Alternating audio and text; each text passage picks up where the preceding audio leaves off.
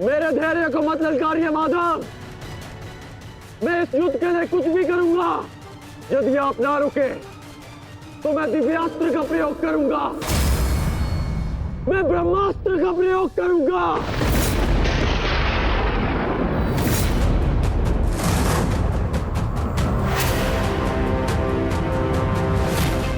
पराजय ने तो तुम्हारी बुद्धि तक हर ली अंगराज। ब्रह्मास्त्र का ज्ञान अर्जुन भी जानता है। यदि दो ब्रह्मास्त्र एक साथ टकराए तो इस युद्ध का ही नहीं, संपूर्ण सृष्टि का सर्वनाश हो जाएगा। मेरा कर्तव्य युद्ध समाप्त करना है मद्राज। सृष्टि की चिंता नारायण जाने। तुम्हें जो करना उचित लगे तुम कर सकते हो कर्ण, किंतु मेरे रुकने का समय अभी नहीं आया है।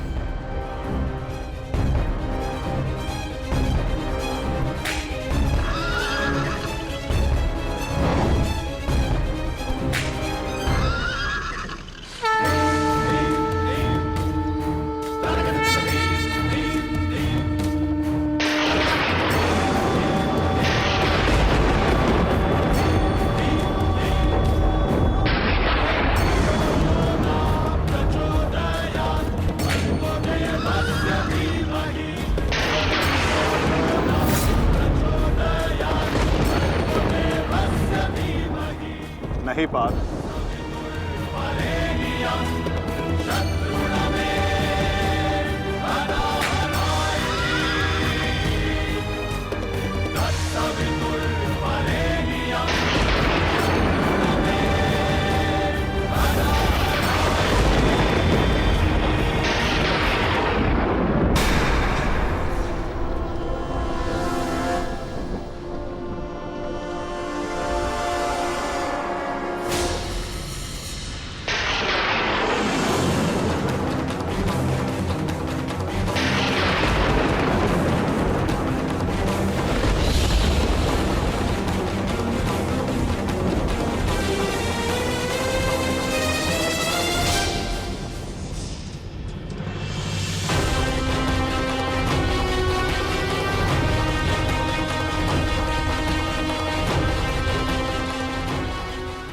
जमदग्निपुत्र परशुराम तुम्हें श्राप देता हूं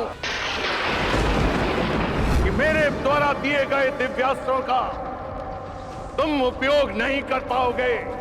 जिस समय तुम्हें इन दिव्यास्त्रों की सबसे अधिक आवश्यकता होगी, उस समय तुम इसके अनुसंधान की विधि भूल जाओगे।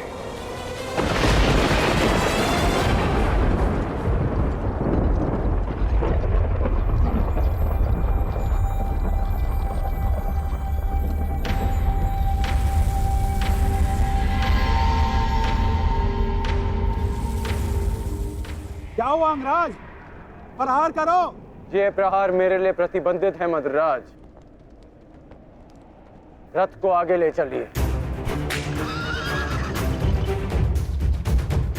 बस कीजिए माता, अब सहन नहीं होता। सहना है भी नहीं पार्थ।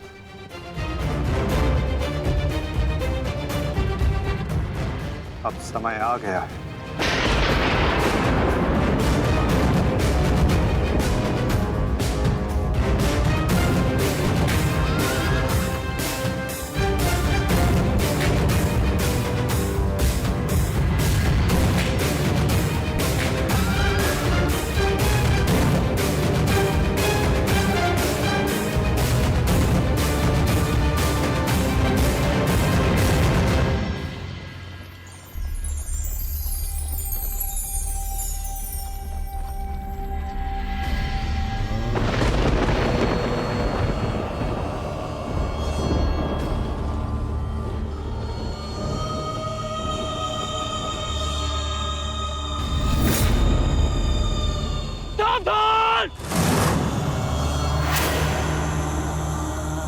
जिस प्रकार तुमने कीचड़ में फंसे हुए मेरे असहाय बछड़े को मारा है, उसी प्रकार तुम भी एक दिन पृथ्वी पे असहाय गिरे रहोगे। मैं अग्निहोत्र ब्राह्मण विजय तुम्हें श्राप देता हूं।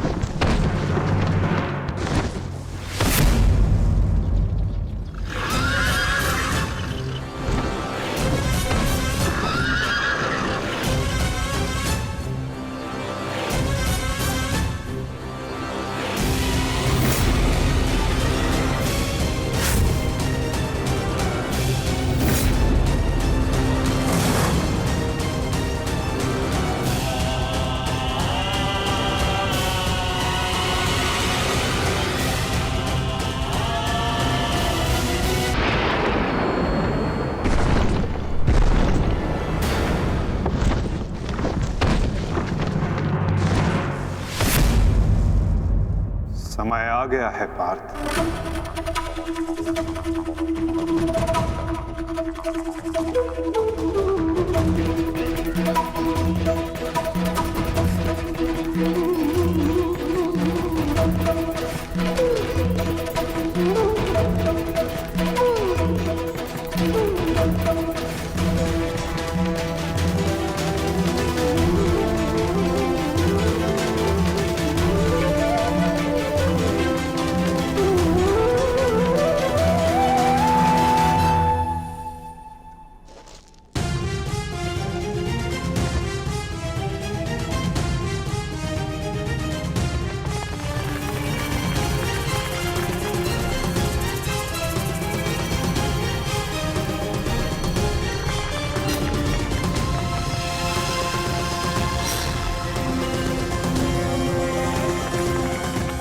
मद्राज, चक्र निकालने में मेरी सहायता कीजिए।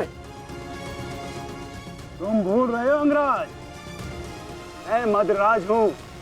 ये राज्य मुझे जन्म और प्रताप से मिला है, किसी के दान से नहीं। भले ही मैं तुम्हारा साथी हूं, परंतु परिचालक नहीं।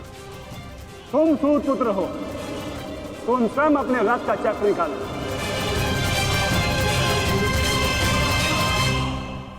समझ आया महारथी सूत पुत्र?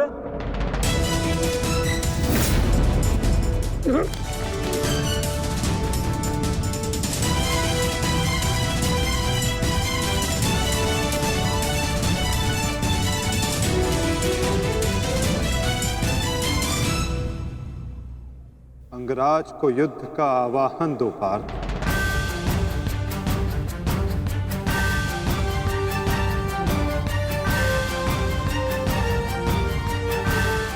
परंतु माधव, वो अभी वीरत है, शस्त्रहीन है। तुमने मुझे वचन दिया है पार्थ कि तुम अपने सारथी की हर आज्ञा का पालन करोगे। आज तुम मुझे आज्ञा मत देना पार्थ, अपितु आज तुम मेरी प्रत्येक आज्ञा का पालन करना। जो आज्ञा माधव। अंगराज को युद्ध का आवाहन दो पार्थ।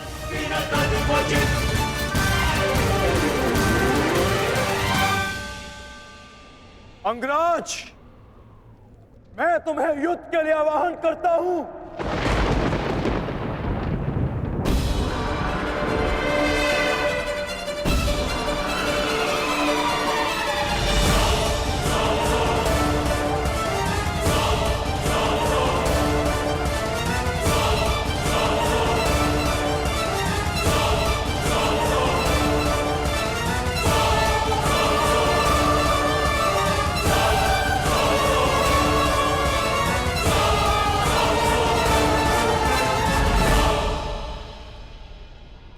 हर दिशा में फैल जाओ, रथ के चक्रों के चिन्ह का पीछा करो। हमें शीघ्र ही अर्जुन तक पहुंचना है। सारथी, आगे बढ़ो।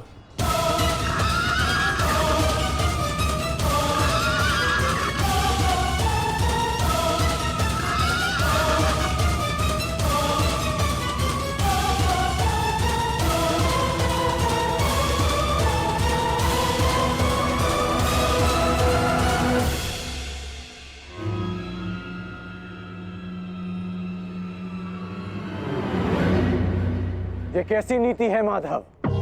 इस समय अर्जुन रथ पर है और मैं रथ विहीन। ये नीति नहीं है। नीति तो ये भी नहीं अंगराज कि एक भागते हुए योद्धा पर प्रहार किया जाए, उसे युद्ध के लिए ललकारा जाए, जो तुमने किया।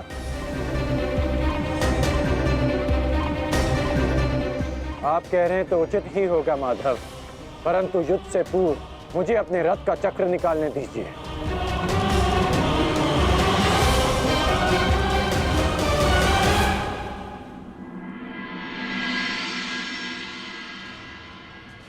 अर्जुन कहाँ है? सूर्यास्त होने में ज्यादा विलंब नहीं और अर्जुन का कुछ पता नहीं चल रहा।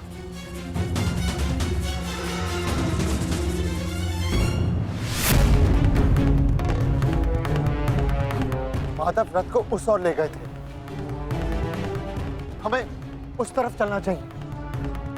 सारथी, आगे बढ़ो। सारथी, शीघ्रता करो, उस ओर चलो।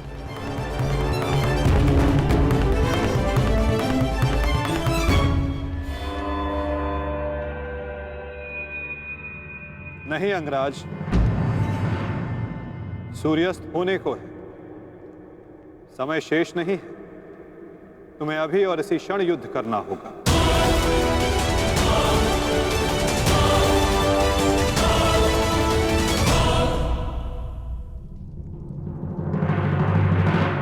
आपने हमारे ज्येष्ठ का सत्य हमसे क्यों छुपाए रखा? बताइए माता।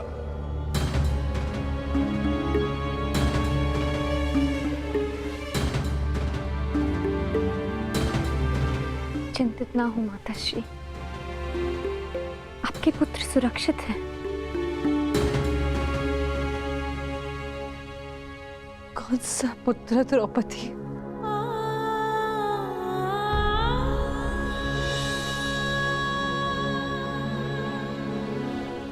तुम भी एक माता हो यज्ञसेनी, यदि तुम्हें ये विकल्प दिया जाए कि तुम्हारा एक पुत्र जीवित होगा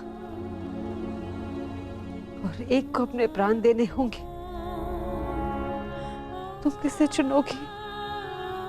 बताओ द्रौपदी, क्या ऐसा निर्णय लेने का साहस है तुम्हें? उत्तर दो मुझे।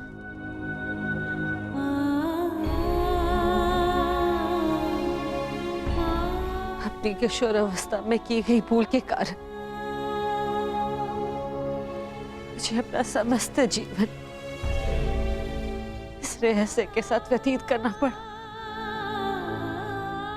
मैं अपनी इस भूल का पश्चाताप अपने पूरे जीवन में नहीं कर पाऊंगी।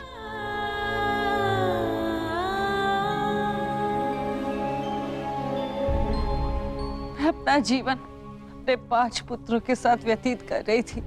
एक माँ होने का पूरा कर्तव्य निभाया मैंने, किंतु मेरा एक पुत्र जिसे ना पिता का नाम मिला, ना माता का स्नेह, वो अपने समस्त जीवन में एक पुत्र होने के समस्त सुखों से वंचित रहा। और मैं एक अभागन माता उसके लिए कुछ नहीं कर पाई। कर्ण के साथ जो मैंने अन्याय किया उसके लिए मैं स्वयं को कभी क्षमा नहीं कर पाऊंगी। बताओ मुझे, भला एक माँ अपने किसी पुत्र की मृत्यु का चुनाव कैसे करे? किसकी दीर्घायु के लिए प्रार्थना करूं? यदि एक के जीवन के लिए प्रार्थना करती हूँ तो उसका अर्थ ये होगा कि दूसरे पुत्र की मृत्यु के लिए प्रार्थना करना। किसके लिए प्रार्थना करूं?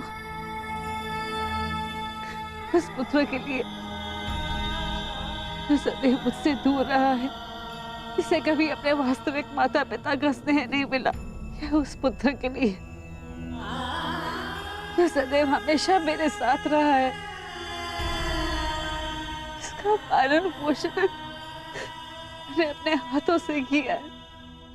बताओ द्रौपदी, मैं किसके लिए प्रार्थना करूं? किसके लिए?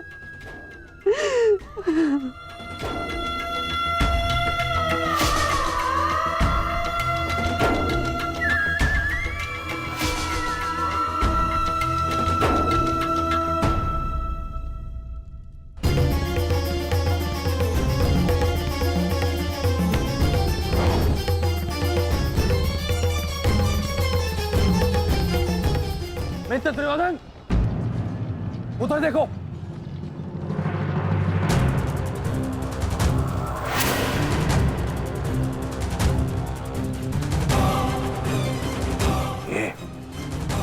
ये पांडव एक साथ उसी ओर जा रहे हैं जिस ओर मित्र कर्ण गया है अर्जुन के पीछे।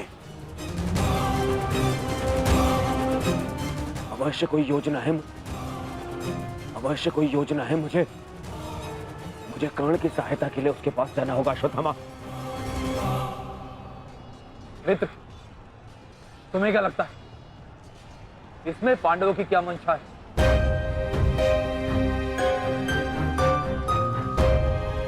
पता नहीं मित्र, परंतु मेरा हृदय कह रहा है कि कर्ण किसी संकट में है। मुझे जाना होगा। सारथी, चलो। आज जो हो रहा है वो तुम्हें अनीति लग रही है कर्ण? स्मरण करो जो तुम सबने मेरे पुत्र अभिमन्यु के साथ किया, क्या वो नीति थी? क्या वो धर्म था? उस निहत्थे पर तुम सबने निर्दयता से प्रहार किए। उसकी मृत्यु को कठिन बनाकर तुम सबने मनोरंजन किया। वीरथ और शस्त्रहीन अभिमन्यु भी था कर्ण। क्या तुम सबने उसके साथ न्याय किया? यदि वो अनीति नहीं थी तो भला ये अनीति कैसे हो सकती है कर्ण? परंतु मैं अभिमन्यु का पिता हूं। मैं तुम्हें एक घड़ी का समय देता हूं कर्ण। सज्ज हो जाओ।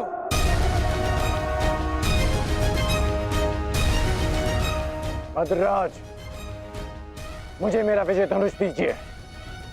जब तक मेरे गुरु का विजय धनुष मेरे हाथ में है, कोई मुझे परास्त नहीं कर सकता। शीघ्र कीजिए।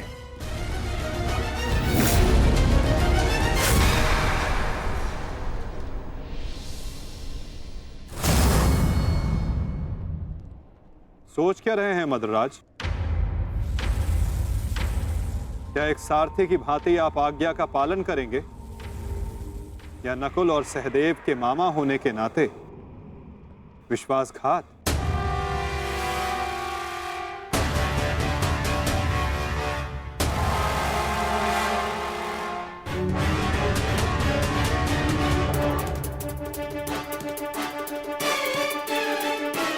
नहीं अंगराज, मैं तुम्हारी आज्ञा का पालन नहीं करूंगा। ये तो तुम्हारी करनी है अंगराज। एक महारथी को तुमने अपना सारथी बनाया, उसका अपमान किया। इसका दंड तो अवश्य मिलेगा।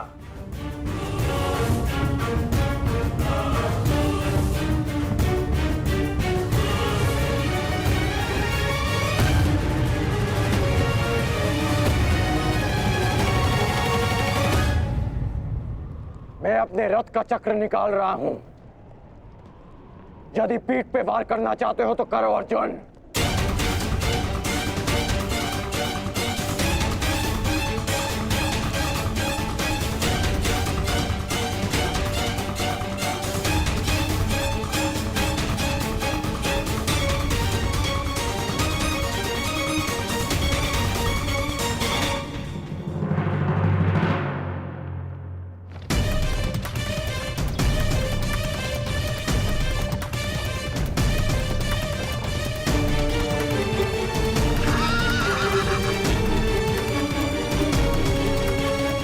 सारथी, उसको बंद करो रथ, उसकी ओर जाना। चलो।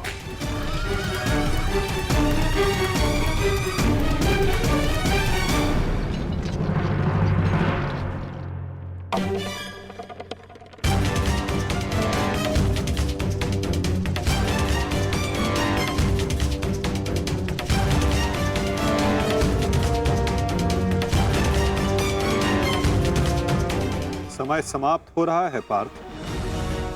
सूर्यास्त होने वाला है। कर्ण को अंतिम चेतावनी दो पार्थ।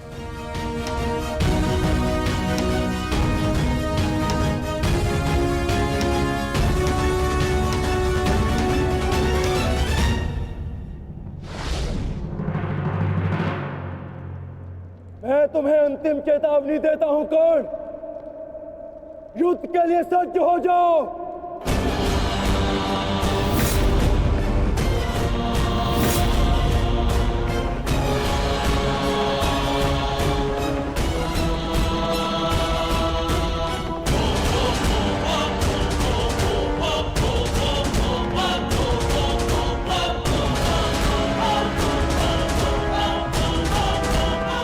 मद्राज, मुझे मेरा विजय धनुष दीजिए। चेतावनी का समय समाप्त हुआ पार्थ। बाण संधान करो।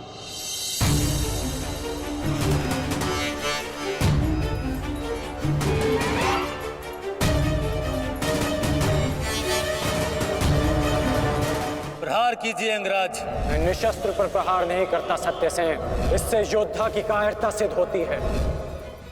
तो माधव, माधव वो निहत्था है। नहीं पार्थ, अंगराज अभी आक्रमण कर रहे हैं। अपनी दृष्टि से अनेकों बाण बरसा रहे हैं। यदि अंगराज के हाथों में विजय धनुष आ गया तो तुम कुछ नहीं कर पाओगे पार्थ। अंगराज को परास्त करना असंभव हो जाएगा।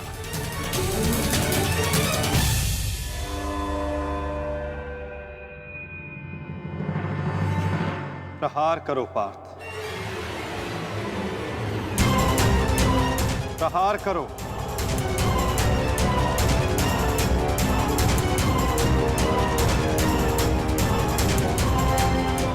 अपने मार्गदर्शक की आज्ञा का पालन करो पार्थ। अभिमन्यु की पीड़ा को स्मरण करो।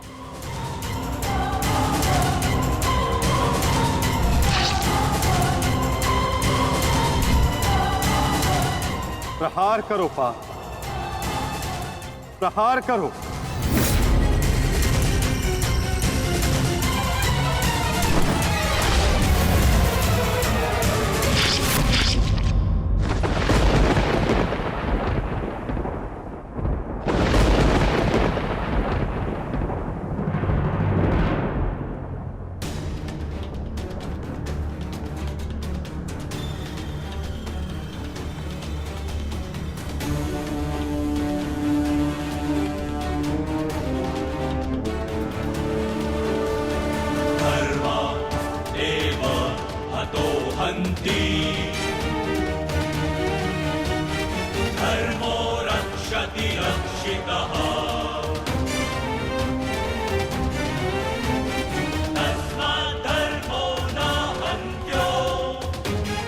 ये क्या है माधव?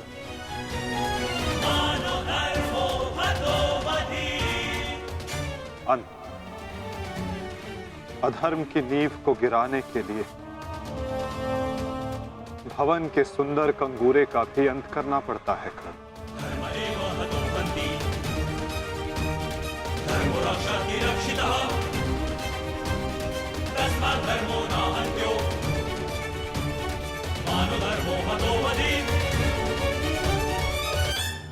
प्रहार करो पार्थ,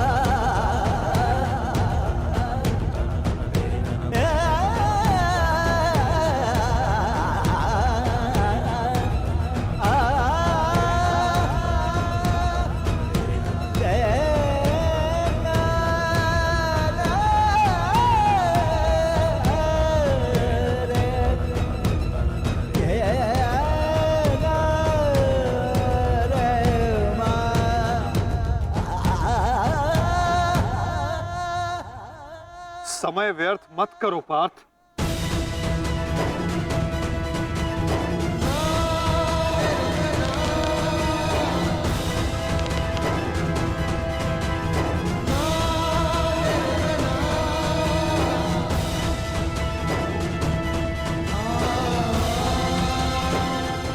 प्रहार करो।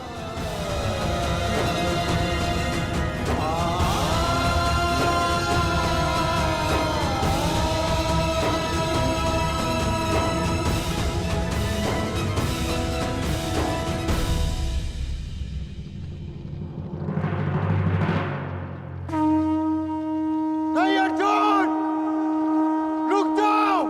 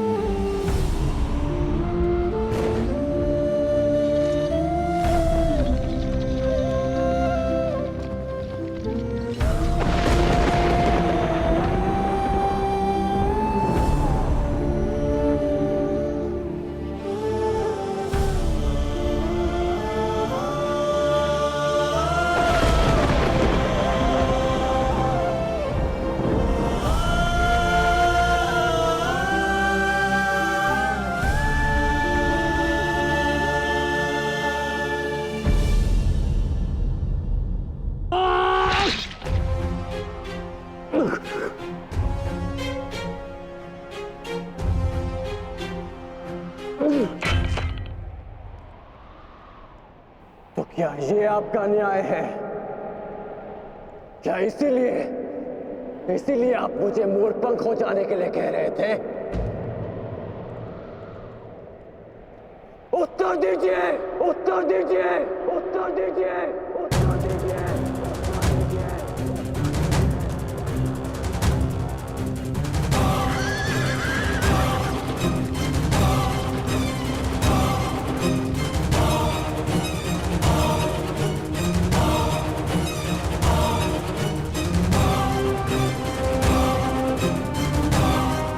उत्तर दीजिए माधव।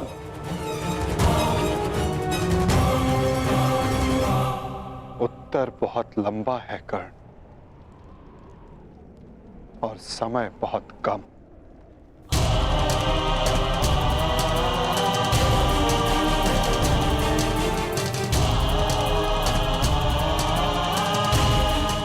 परंतु अपने मित्र के प्रश्नों का उत्तर मैं अवश्य दूंगा।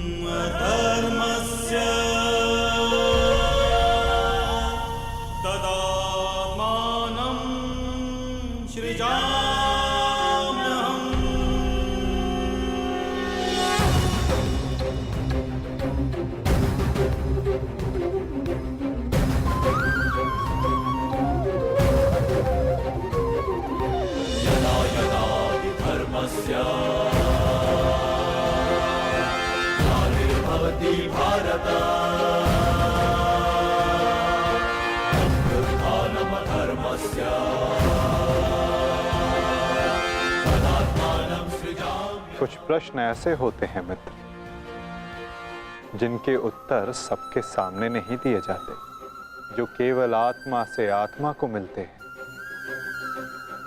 अब समय थम गया है, पूछो, क्या प्रश्न है तुम्हारे मन में?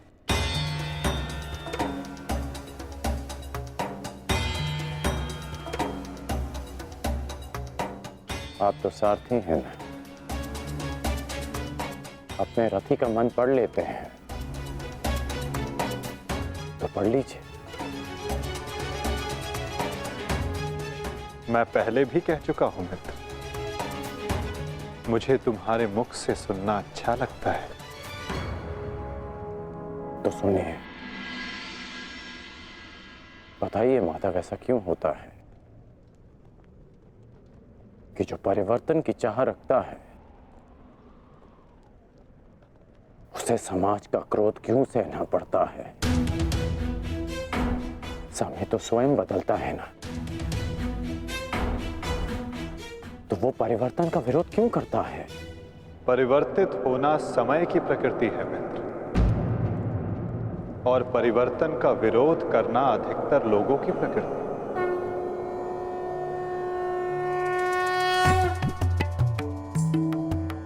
परिवर्तन के कारण मनुष्य को अस्थिर होना पड़ता है, और यही अस्थिरता मनुष्य को पीड़ा देती है मित्र।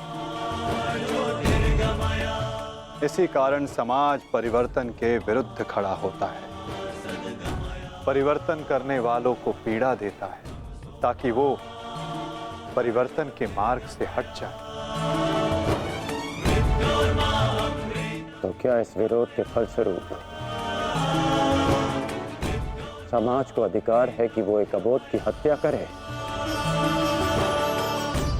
क्या दोष था मेरे भाई शोनक? यही कि उसने वेद पाठ किया, उसके लिए उसके मुख में पिघला स्वर्ण भर दिया गया।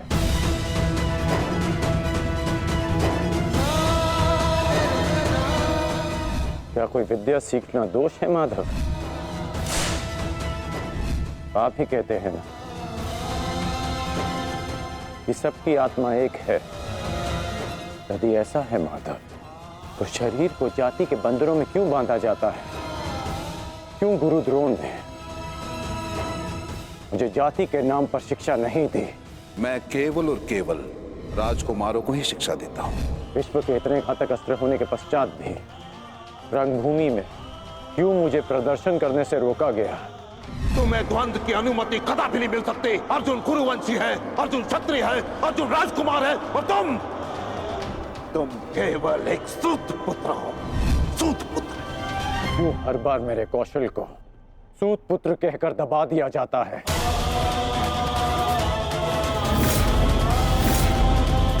ठहरो, मैं एक सूत पुत्र से विवाह नहीं करूंगी। बताइए माधव, क्यों होता है मेरे साथ ऐसा?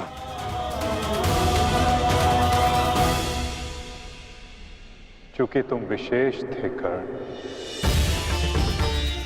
चूंकि भाग्य ने तुम्हें परिवर्तन के युद्ध का योद्धा चुना, और जो विशेष होते हैं उनकी परीक्षाएं भी विशेष होती हैं। जो अग्नि बुझाने का प्रयत्न करते हैं उनके हाथ भी जलते हैं मित्र। तपाया स्वर्ण को जाता है ताकि वो कुंदन बन सके, ना कि ताम्र या लौह को।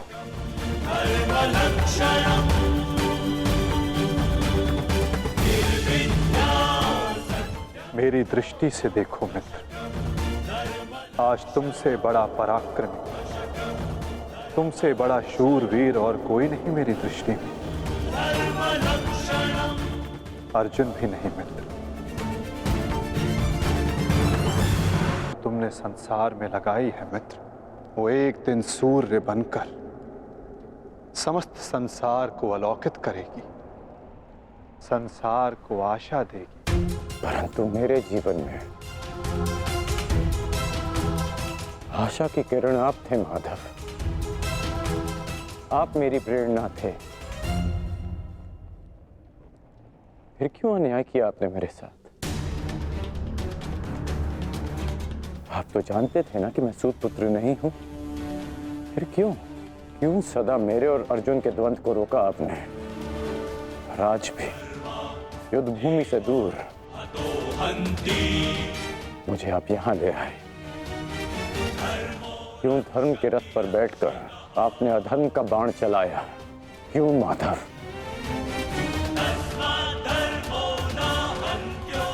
यदि आपको मेरे प्राण चाहिए थे तो सीधे कह देते माधव, मैं प्रसन्नता से अपना शीश काटकर थाली में आपको भेंट कर देता।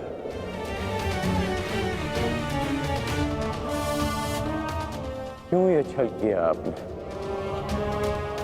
जब मैं रथ विहीन था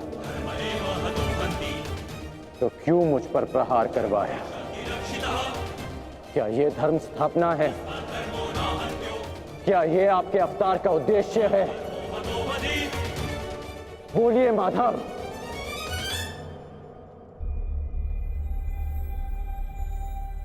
आप उत्तर क्यों नहीं दे रहे हैं? अर्जुन से पूर्व मैं आपका रथी था, आप मेरे सारथी थे, और आप ही कहते हैं ना कि सारथी रथी का मन पढ़ लेता है। तो आज क्या हुआ? आपको मेरे प्रश्न पता है, फिर उसके उत्तर क्यों नहीं दे रहे हैं आप? बोलिए।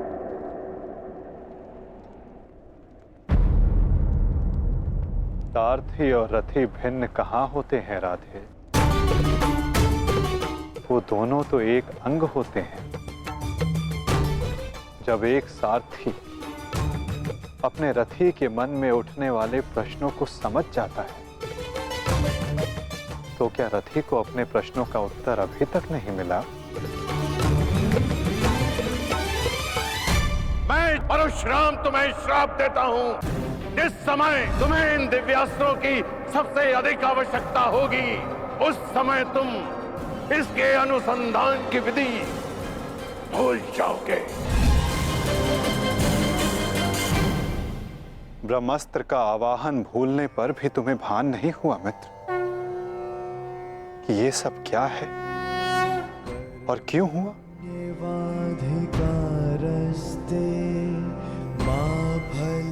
तुम्हें यहाँ खींच कर लाना मेरी विवशता थी मित्र।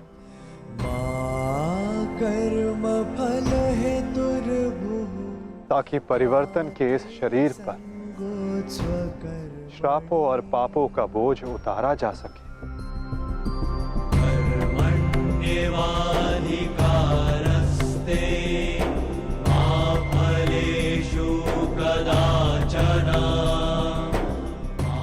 तुम्हारे रथ का चक्का पहली बार नहीं फंसा है कर्ण, स्मरण है? पहली बार तुम्हारे रथ का चक्का कहाँ फंसा था?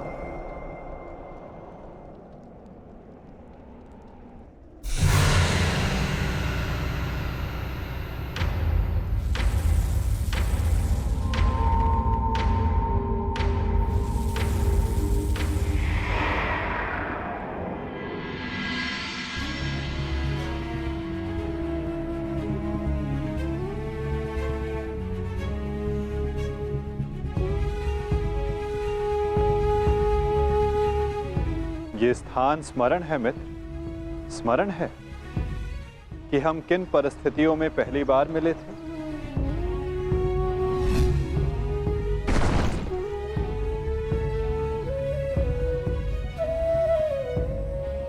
वर्तमान के कर्म भविष्य में फलदायी होते हैं अंगराज।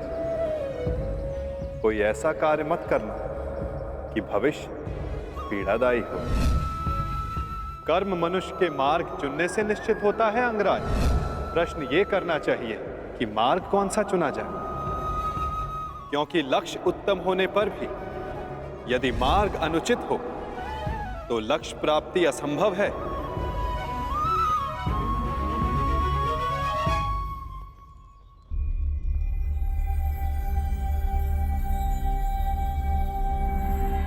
स्मरण है मुझे।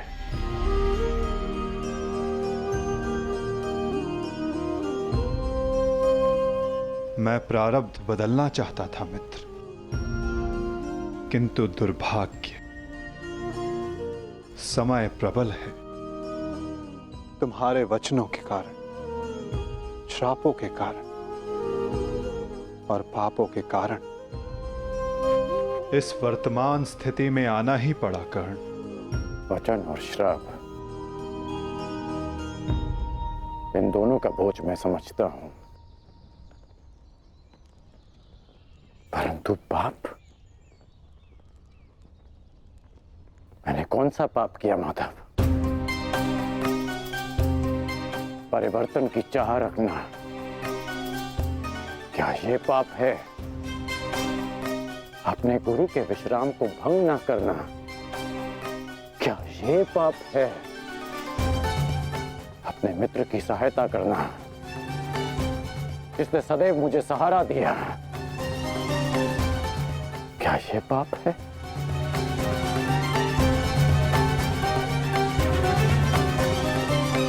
मौन क्यों हैं आप? बताइए। मौन, यही मौन तुम्हारा पाप था मित्र। तुम्हारी चुप्पी तुम्हारा अपराध था। पांचाली के वस्त्र हरण पर तुम्हारे शस्त्रों का मौन रहना अपराध था मित्र। होश में आओ दुर्योधन, तुम्हारा प्रतिशोध पूर्ण हुआ, मत करो यह अनर्थ। प्रतिशोध तो अभी आरंभ हुआ है मित्र, और अब इसके मध्य में तुम्हें भी नहीं आने दूंगा।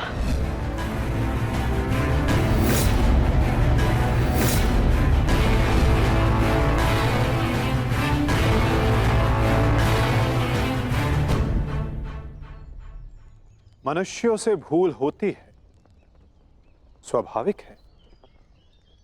पांडवों से भी हुई, किंतु वो मौन नहीं रहे। पांडुपुत्र भीम, ये प्रतिज्ञा लेता हूं, पर यही जंगल तोड़कर तुम्हारा प्राण ले लूंगा दुर्योधन। आज्ञा दीजिए भ्राताश्री, हम इनका सर्वनाश कर देंगे। हाँ ज्येष्ठ, या तो हमारे प्राण ले लीजिए, जब हमें इनके प्राण लेने की आज्ञा दीजिए। अधर्म के विरुद्ध उन्होंने स्वर उठाया और इसी कारण मुझे उनके पक्ष में जाना पड़ा मित्र, और तुम मौन रहे, इसलिए मैं तुम्हारा साथ नहीं दे सका मित्र। संसार को दुष्ट आत्माओं के उपद्रव ने जितनी हानि नहीं पहुंचाई, उससे कहीं अधिक हानि महात्माओं के मौन ने पहुंचाई है मित्र।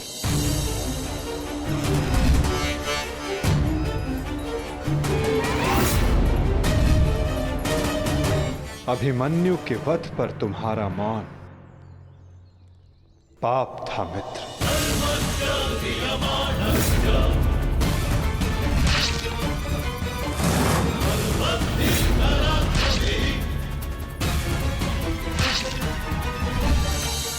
दुर्योधन के हर उठते स्वर पर तुम्हारा दबता स्वर अन्याय था। स्वप्न केवल ऊंचा और शुभ होना महत्वपूर्ण नहीं होता मित्र, उस स्वप्न को पूर्ण करने का मार्ग भी शुभ होना चाहिए। परिवर्तन की चाह में तुम अधर्म का हाथ थाम बैठे मित्र, ये तुम्हारा अपराध था। अपनी प्रतिज्ञा पूर्ण करने के लिए तुम दुर्योधन को मित्रता का वचन दे बैठे मित्र, ये तुम्हारा अपराध था। अमृत पाने की यात्रा तुमने विषधर के कंधों पर बैठकर की मित्र, ये तुम्हारा अपराध था।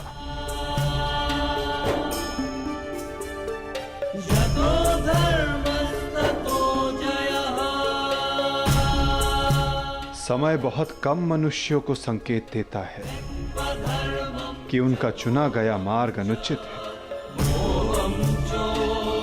मैंने भी तुम्हें कई बार संकेत देने का प्रयास किया मित्र, अवसर तुम्हें मिला था मित्र, कई बार मिला था, किंतु अपने वचन के कारण तुम सत्य के मार्ग पर ना आ सके मित्र,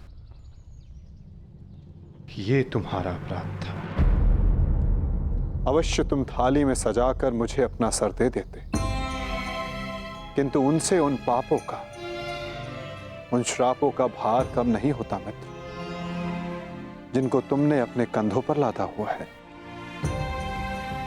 हम सब अपने चैनों का उत्पाद होते हैं मित्र।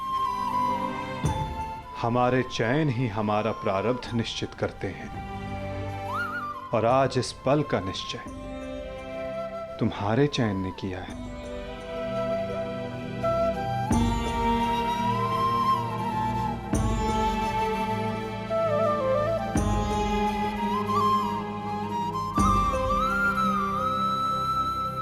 और मुझे देखो मित्र, मित्र के रूप में मैंने तुम्हारा चयन किया। इस कारण इस पीड़ा का भागीदार मैं भी बन रहा हूं। मैं तुम्हें सदा शांति देना चाहता था मित्र, तुम्हें इस जन्म में हर पाप से मुक्त कर देना चाहता था मित्र। इसलिए मैं तुम्हें यहां खींच कर लाया।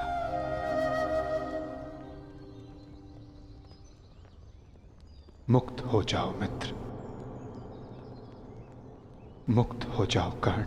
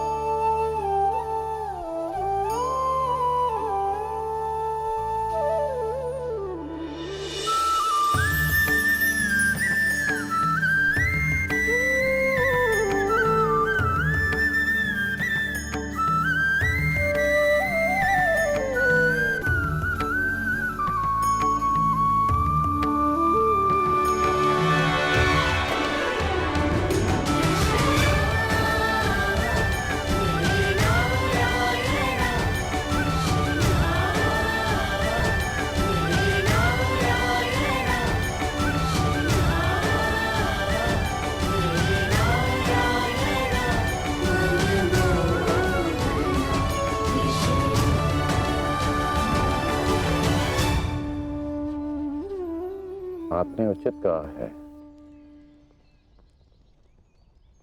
कि हम सब अपने चयन का उत्पाद हैं।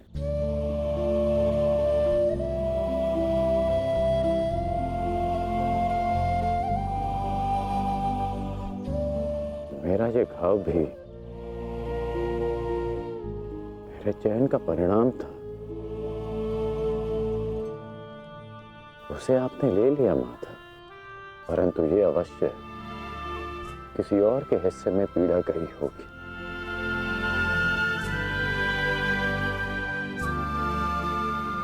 ये पीड़ा किसके हिस्से में गई होगी माता? उसे, जो नहीं चाहता कि किसी और को पीड़ा सहनी पड़े। पीड़ा को टाला नहीं जा सकता मित्र, किंतु बांटा अवश्य जा सकता है। एक मित्र ही मित्र की पीड़ा बांटता है।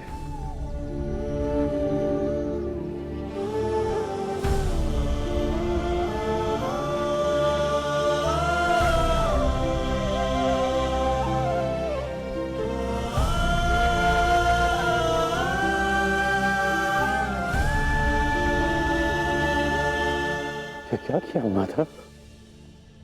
ये क्यों किया आपने? तुम उस राजसभा को भूल गए मित्र, भूल गए कि ये युद्ध मैं ही हूं, और इस युद्ध में चलने वाला अस्त्र और शस्त्र भी मैं ही हूं मित्र। उन शस्त्रों से लगने वाला घाव भी मैं हूं, और उन घाव का उपचार भी मैं हूं। इस युद्ध में विजयी होने वाला मैं हूं, और मृत्यु का आलिंगन करने वाला भी मैं ही हूं मित्र।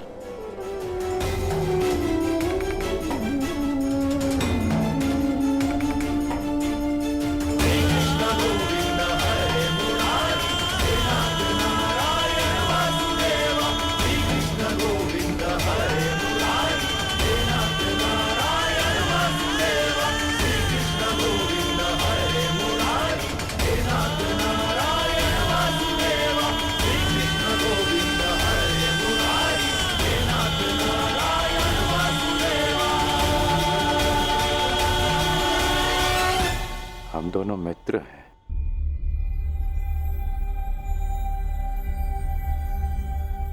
इस लोक को छोड़ने से पूर्व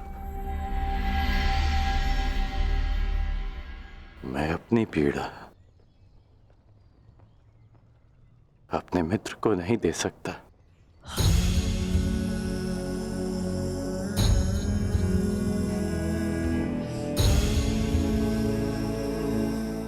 माधव, मेरे जीवन रथ को अंतिम लक्ष्य पर ले चलिए।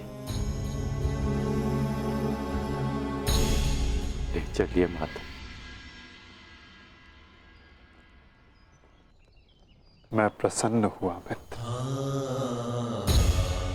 एक समय था कि मैंने तुम्हें अपना रथी चुना था और मैं सदा चाहता था कि तुम मुझे अपना सारथी चुनो। अंतिम क्षणों में ही सही, किंतु आज तुमने मुझे अपना सारथी चुना मित्र। आओ मित्र, तुम्हें तुम्हारे लक्ष्य पर ले चलता हूं। सूर्यास्त होने से पूर्व तुम्हें वहां पहुंचना है और विश्राम करना है मित्र।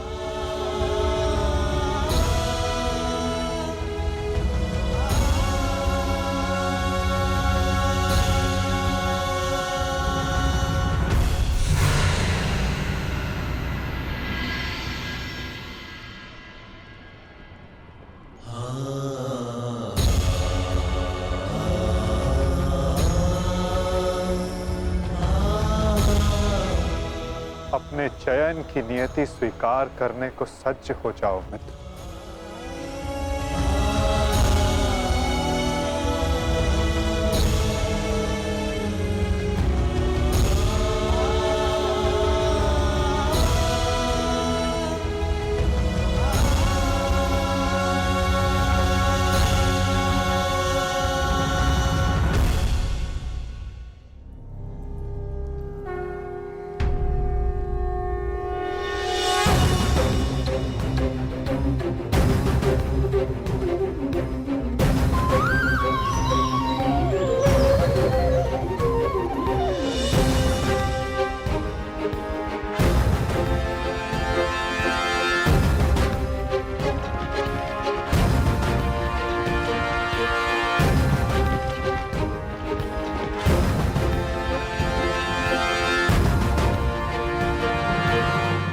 मुक्त करो अंगराज को पार्थ।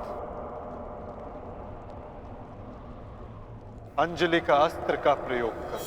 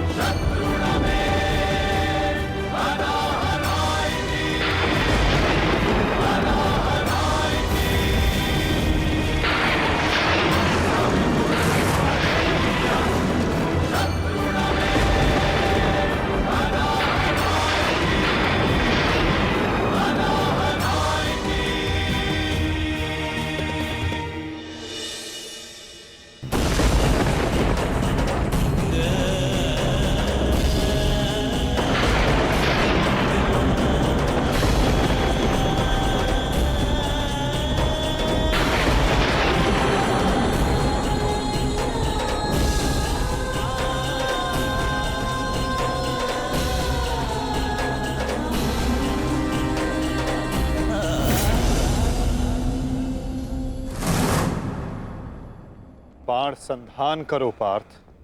माधव, मेरे हाथ कांप रहे हैं। नहीं पार्थ, तुम पाप नहीं कर रहे, पुण्य कर रहे हो। तुम एक सदात्मा को उसके भार से मुक्त कर रहे हो।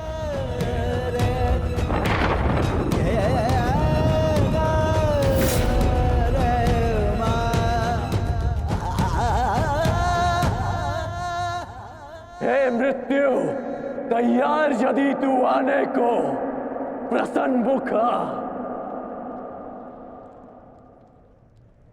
द्वार खुला है, तेरा स्वागत प्रसन्न मुखा।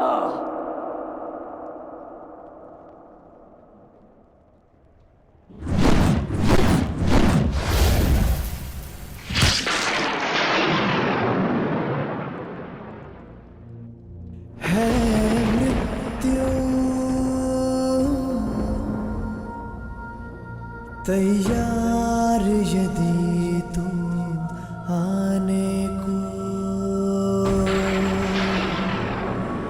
प्रसन्न मुख